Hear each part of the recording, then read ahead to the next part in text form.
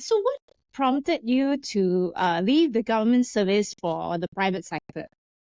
Well, that's a good question. So I was very happy when I was doing my MOship in ENT in Seremban.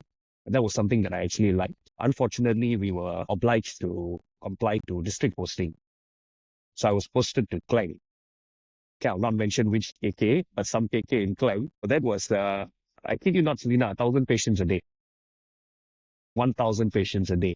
So I had to see approximately 120 patients per day. And you're talking about regular office hours with a lunch break in between. And there was absolutely no chance for me to even speak to the patient, Selena. I mean, let's be realistic. You have 2 minutes per patient. Hi, how are you? Where are you from? Finish, 2 minutes are over, How do I talk about your problem or whether your sugar levels are going down? We have absolutely no time. This was something that I did not enjoy. I was basically going to work because I had to. So I made a tough call. I actually gave a 24 hours resignation, Selena. Not something I would encourage people to do because you actually have to pay the government back. What So a went lot through of that time? Like, what was there a specific breaking point that made you decide tomorrow I'm just not going to work anymore, I'm going to resign? it's a sensitive question, but yeah. So I had colleagues, seniors in the clinic that I was working in.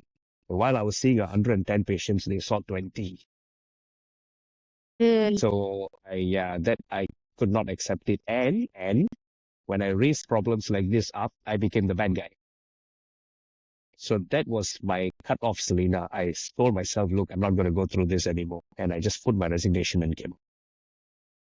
So I yeah. think it is quite a common theme. I mean, one of the hospitals I worked for as specialists, because I was at MO there and I saw the specialists, they had hierarchies.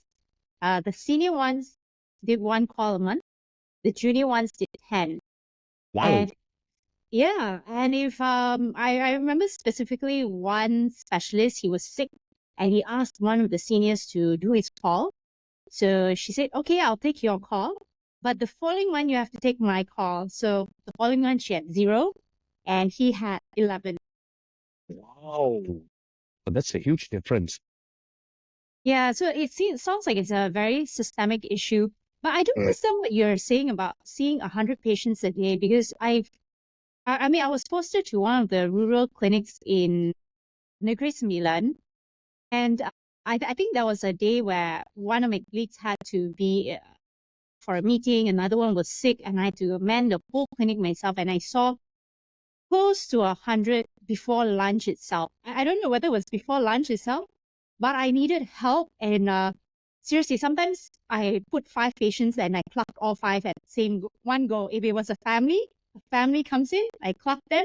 It was all practically spinal reflex. There was no time for me to talk to them.